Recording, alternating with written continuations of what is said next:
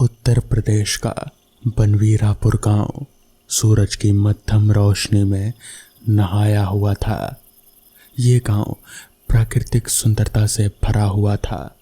चारों ओर हरे भरे पेड़ पौधे और कलकल बहती नदी गांव के सरहद का काम करते थे।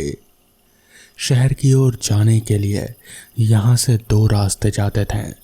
एक रास्ते पर शिव मंदिर के कुछ दूर बने हरावट घाट को पार करके जाना पड़ता था और दूसरा रास्ता लेने पर आपको आगे 2 किलोमीटर दूर पुल से जाना होता। इस गांव का मुखिया था सुरेश कुमार। सुरेश की उम्र 28 साल थी और वो अपने छोटे भाई और दादाजी के साथ रहता था। सुरेश के पिताजी का देहांत होने के बाद उसने नौकरी ना करते हुए शहर छोड़कर गांव में ही रहकर घर और खेती की जिम्मेदारी संभाली। आज खेत से आने के बाद वो आराम करने बैठा था और बगल में दादाजी अखबार पढ़ रहे थे। दादाजी ने उसके छोटे भाई रमेश के बारे में पूछा। अरे रमेश कहाँ रह गया? जी वो नदी के रास्ते शहर गया है, घर का सामान लाने। नदी के रास्ते? दादाजी के चेहरे पर चिंता के भाव उमड़ने लगे। हाँ, वो रात के खाने का समय हो रहा था तो मैंने उसे छोटे रास्ते जाने को कहा ताकि वो जल्दी वापस आ सके। सुरेश ने जवाब दिया। अरे बेवकूफ़, मैं बचपन से तुम दोनों को उस रास्ते की तरफ जाने से मना करता आया हूँ, फिर भी ऐसी गलती कर दी। दादाजी ने भड़कते हुए कहा। क्या दादाजी, अब हम बच्चे थोड़ी है जो जंगल और नदी के रास्ते से जाने से डरें। सुरेश ने हंसते हुए कहा। तुम नहीं जानते कि उस रास्ते पर कैसी बला है, इसलिए हंस रहे हो। भगवान से दुआ है कि रमेश सही सलामत बस लौट आए, दादाजी ने गंभीर आवाज में कहा। तभी सुरेश के फोन की घंटी बजी। अस्पताल से कॉल था। उसके भाई की बाइक का एक्सीडेंट हो गया था। अस्पताल से कॉल आते ही वो गाड़ी की ओर भागा और अपनी सेंट्रो कार को पूरी गति से दौड़ा दिया शहर की तरफ। भाई से मिलने की बेचैनी में उसके मन में अनेक विचार आ रहे थे। दादाजी उस नदी वाले रास्ते के बारे में क्या कह रहे थे? उस रास्ते की क्या कहानी थी? ऐसी कौन सी बला है उस डगर में? ये सारे सवालों को मन में लिए वो अस्पताल की ओर बढ़ रहा था। अब उसे एहसास हो रहा था कि शायद दादाजी की बात ना मानकर और रमेश को उस रास्ते से भेजकर उसने बड़ी गलती कर दी। उसे याद हुआ कि पिछले महीने ही तो भीम काका के लड़के की भी रहस्यमयी मौत हो गई थी उसी रास्ते पर। उसकी लाश भी नदी के किनारे घाट पर मिली थी। आखिर कुछ तो रहस्य छुपा हुआ है उस नदी और उस रास्ते में जो अभी तक अनसुलझा है। सुरेश यही सब सोच रहा था। अस्पताल पहुंचकर सुरेश को पता चला कि उसके भाई को गंभीर चोट तो नहीं आई, पर वो अभी बेहोश है। सुरेश ने राहत की सांस ली और रमेश के बगल में जाकर बैठ गया। उसके मन में विचार आया कि बेकार ही डर रहा था। दादाजी की बातों से रमेश तो लापरवाही से ही गाड़ी चला रहा था, हो सकता है इसलिए एक्सीडेंट हो गया हो। 2 दिन बाद रमेश को होश आता है, पर वो कुछ बता पाने की स्थिति में नहीं था। डॉक्टर बोलते हैं कि उसे सदमा लगा है, कुछ समय में आराम हो जाएगा, फिलहाल इसे घर ले जाइए। रमेश अब घर आ चुका था और 2 दिन आराम करने के बाद उसकी हालत बेहतर थी। सुरेश उसके कमरे में आता है और उसे देखकर राहत महसूस करता है। दूसरे दिन रमेश की हालत में बहुत सुधार हो चुका था और सुरेश उसके पास आकर बैठता है। उसे हादसे के बारे में पूछता है। रमेश दिमाग पर जोर डालता है और उस हादसे को याद कर सिहर उठता है। उसका भाई उसे संभालता है और उसे डरने का कारण पूछता है तो रमेश बोलना शुरू करता है। उस दिन मैं नदी के रास्ते बाजार को निकला।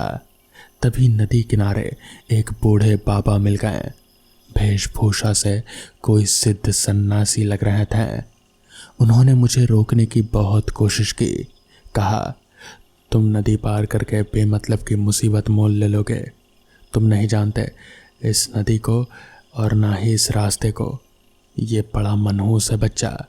खैरियत चाहते हो तो रास्ता बदल लो और घर लौट जाओ।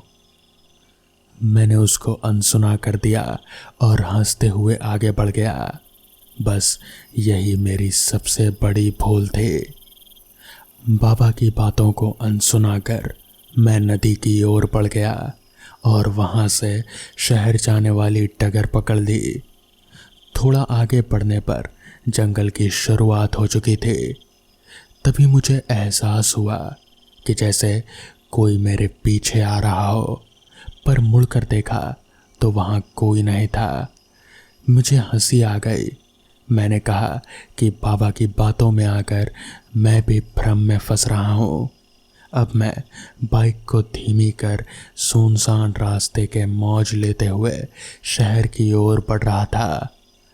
प्रकृति अपने जलवे बिखेरे हुए थे और मन ही मन मैं गीत गुनगुनाने लगा। मैं थोड़ा सा गुनगुना पाया ही था कि अचानक मेरी बाइक के नीचे कुछ आ गया और मेरा संतुलन बिगड़ गया। किसी तरह खुद को और बाइक को संभाल पाया और नीचे उतरकर बाइक के टायर की जांच करने लगा। पर खुशकिस्मती से टायर सही सलामत थे। मैंने ध्यान दिया कि शहर जाने के लिए लगभग आधा रास्ता तो पार कर चुका हूँ और इस वक्त जंगल के बीचों बीच इस रास्ते पर हूँ। मुझे प्यास लगने लगी थी तो गाड़ी खड़ी कर पास बहती नदी में पानी पीने बढ़ गया। मैं हाथ में पानी लेकर पीने लगा ही था कि मुझे आभास हुआ कि कोई झाड़ियों के आसपास मौजूद है। तभी मेरे कानों में आवाज़ गूंजी। ये वही गाना था जो अभी मैं कुछ देर पहले गुनगुना रहा था। मैं हैरानी से आवाज़ के स्रोत को खोजने की कोशिश करने लगा, पर धीरे धीरे वो गाने की आवाज़ और तेज होती गई।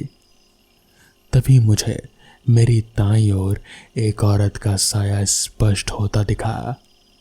कुछ ही देर में एक लड़की बंजारन की वेशभूषा में मेरे सामने आ रुकी। मैं सोच में पड़ गया कि ये लड़की है कौन और इस वक्त जंगल में क्या कर रही है। मेरे पूछने से पहले वो ही बोल पड़ी, मुझे जंगल के पार उस गांव में जाना है, आप अपनी गाड़ी से पहुंचा देंगे बाबूजी? तो मैं बोल पड़ा, पर तुम हो कौन और इस वक्त रात में इस जंगल में क्या कर रही हो, और वो गाना क्यों गुनगुना रहे थे? तभी वो बोली, वो मेरी पसंदीदा फिल्म है और आपको इस फिल्म का गाना गाते सुन रहे थे। आपने वो गीत अधूरा ही छोड़ दिया तो बस उसे ही पूरा कर रहे थे। उसने हंसते हुए कहा, पर तुम हो कौन, ये तो बता दो, या फिर सिर्फ गाना ही गाती जाओगी? मैंने हंसते हुए पूछा, जी मेरा नाम वैदेही है और मैं नदी के किनारे मंदिर के सामने लकड़ी के कारखाना जो है ना, वहीं मेरे पिताजी को खाना देने आई थी। वो वहीं पर काम करते हैं। घर पर मेरा 5 साल का छोटा भाई अकेला है। आपकी गाड़ी यहीं दिखी तो सोचा आप जल्दी घर पहुंचने में मेरी मदद कर सकें, बस इसलिए आपकी ओर चली आई। उसकी आवाज़ में एक अजीब सी मासूमियत और आकर्षण था, पर घूंघट की वजह से मैं उसके चेहरे को नहीं देख पा रहा था। फिर मैंने उसे गाड़ी पे पीछे बैठाया और धीरे धीरे आगे बढ़ने लगा। अभी कुछ दूर ही पड़ी होगी मेरी बाइक कि एक हवा का झोंका मेरे चेहरे से टकराया। मैंने चेहरा घुमाकर बचने की कोशिश की, और फिर सीधा हो बाइक चलाने लगा। तभी मेरी नज़र बाइक में लगी साइड मिरर के कांच पर पड़ी और मैं डर से सिहर उठा। हवा के झोंके के कारण वैदेही का घूंघट हट गया था और एक बहुत ही खौफनाक चेहरा मुझे साइड मिरर में दिख रहा था। उसकी आंखों की पुतलियां एकदम सफ़ेद थी और चेहरे पर जगह जगह चोट के निशान थे। उनमें से सुर्ख लाल खून रिस रहा था। सब मिलकर एक बहुत ही भयानक सूरत थी। मेरी हिम्मत अब जवाब देने लगी थी। मैं पीछे मुड़कर देखने का जोखिम नहीं ले पा रहा था। तभी वो भयानक आवाज़ के साथ हंसने लगी। क्या हुआ बाबूजी, आपकी हालत यूं खराब क्यों हो रही है? उसने एक सितकार भरी आवाज़ में पूछा। फिर उसने जो कहा वो बात और भी ज़्यादा भयानक थी। डरो मत बाबूजी, अभी आपको और कुछ नहीं होने वाला। आपके और आपके परिवार के पास अभी 14 दिन का वक्त है। आने वाले अमावस को आप ही अपने परिवार को ख़त्म करेंगे, चिंता मत कीजिए। ये सुनकर मेरी हिम्मत टूट गई। मेरे हाथ पांव एकदम से कंपकपाने लगे। मुझे कुछ भी समझ नहीं आ रहा था कि आखिर ये सब हो क्या रहा है, मगर मैं इतना तो समझ ही गया था कि ये औरत कोई इंसान नहीं बल्कि ये कुछ और ही बला है।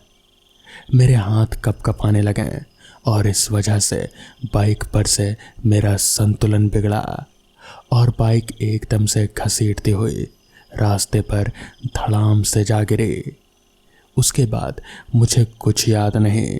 मेरी आँख खुली तो मैं अस्पताल में था। मुझे वहाँ किसने पहुँचाया मुझे ये तक याद नहीं। रमेश की ये सारी बातें वहाँ पर मौजूद दरवाजे पर खड़े दादाजी भी सुन रहे थे। दादाजी ने रमेश के करीब आते हुए पूछा, रमेश, उस औरत ने तुझे कहीं छुआ था अपने हाथों से? इस पर रमेश ने कहा, हाँ, उसने मेरे कंधे पर हाथ रखा था बाइक पर बैठते वक्त। ये सुनकर दादाजी ने जल्दी से रमेश की कमीज उतारी और फिर उसके कंधे की ओर देखा तो वहाँ पर एक अजीब सा घाव जैसा निशान बन चुका था। सुरेश को कुछ समझ में नहीं आ रहा था कि आखिर रमेश को ये घाव हुआ कब। रमेश ने भी अभी तक अपने कंधे को सही से देखा नहीं था। उसे भी कुछ समझ नहीं आ रहा था। तभी दादाजी ने सुरेश को कहा, सुरेश, जल्दी से बाइक निकाल, हमें कहीं जाना है। जिसके बाद सुरेश और दादाजी तुरंत ही बाइक से निकल पड़े। रास्ते में जाते वक्त सुरेश ने दादाजी से पूछा तो फिर दादाजी ने बताया कि दरअसल वो औरत वो एक बहुत ही खतरनाक डायन थे। वो मर चुकी है, वो आत्मा है, मगर जब वो जिंदा थे तब वो एक बहुत ही भयानक डायन थे। उसकी शक्ति अपरंपार थी।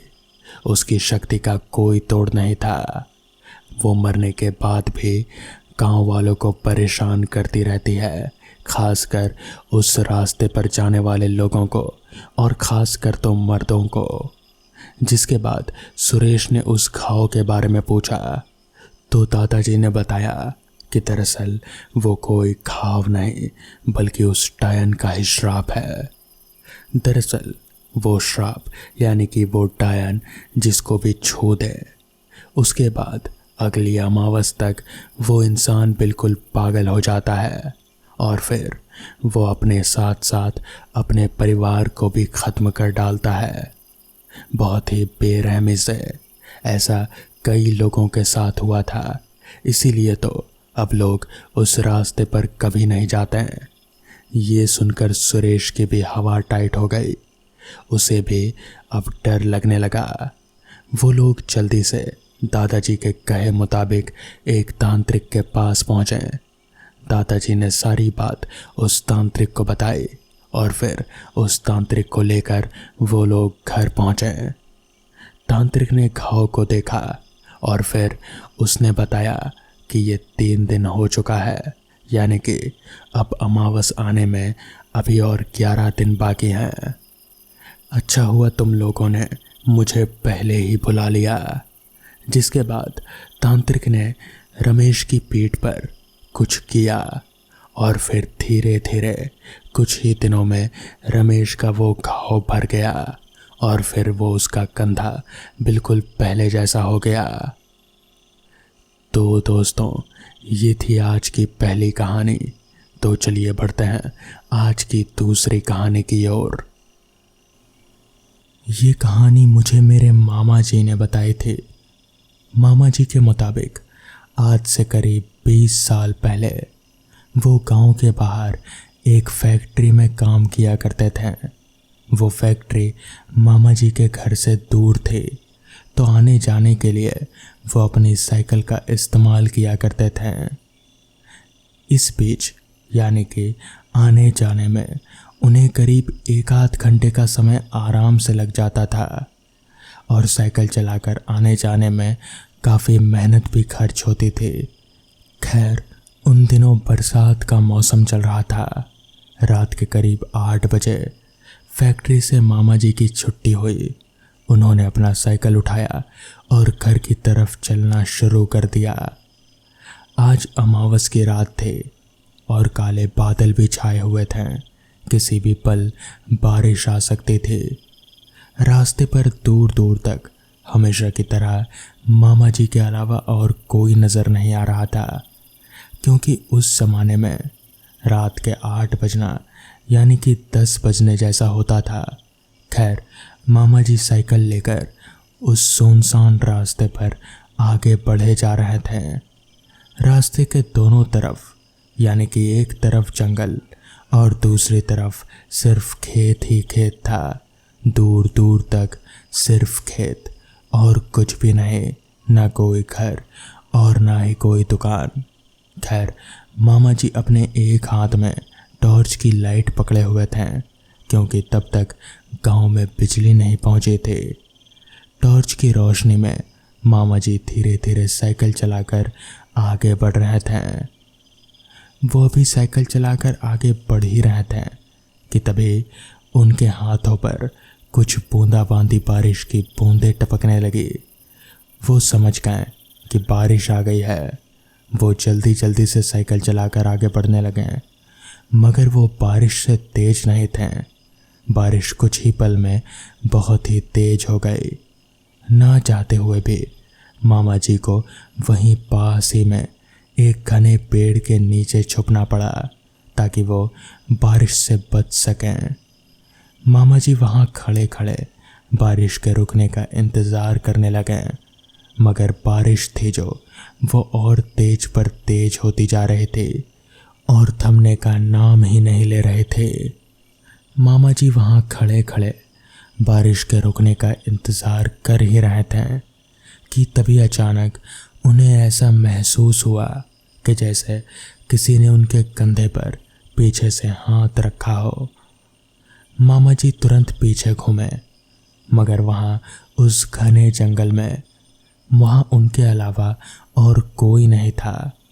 उन्हें लगा कि शायद ये उनके मन का वहम है, इसलिए वो वापस से अपनी साइकिल की तरफ यानी कि सामने की ओर देखने लगे। वो अभी सामने की ओर देख ही रहे थे कि तभी दोबारा इस बार उन्हें ऐसा महसूस हुआ जैसे पीछे से किसी ने उनकी गर्दन को पकड़ा हो। इस बार वो एहसास साफ था। मामा जी ने पीछे घूम कर देखा तो उनकी आंखें फटी की फटी रह गई। उनकी आंखों के सामने करीब 8 फीट लंबा एक आदमी खड़ा था। उसकी आंखें लाल चमक रहे थे। उसके हाथ जैसे जले हुए थे और बहुत ही बड़े बड़े थे। मामा जी को कुछ समझ नहीं आया कि ये क्या भला है। आखिर एक इंसान इतना लंबा कैसे हो सकता है और उसकी आंखें वो लाल क्यों चमक रही हैं। मामा जी अभी ये सब सोच ही रहे थे कि तभी उस बड़े से आदमी ने कहा, यहाँ से चला जा, ये मेरी जगह है। इतना कहकर उस आदमी ने मामा जी को एक जोर का धक्का दिया और उस धक्के से मामा जी वहीं नीचे ज़मीन पर गिर पड़े। वहाँ पर गिरते ही मामा जी की टॉर्च की रोशनी में उनकी नज़र उस आदमी के पैरों की तरफ गई। उस आदमी के दोनों पैर भी जले हुए थे और पीछे की तरफ मुड़े हुए थे, यानी कि उल्टे थे। मामा जी समझ गए कि उनका यहाँ रुकना मतलब कि अपनी मौत को दावत देना। उन्होंने उस बारिश में ही अपनी साइकिल उठाई और भागते हुए भीगते भीगते जैसे तैसे अपने घर पहुंच गए। तो दोस्तों, ये थी आज की कहानियाँ। अगर आपको ये कहानियाँ पसंद आई हो तो वीडियो को लाइक और चैनल को सब्सक्राइब करना ना भूलें। तो मैं आपका दोस्त आर्यन जल्द ही मिलूँगा आपसे ऐसी ही नई कहानियों के साथ। तब तक के लिए अपना ख्याल रखें।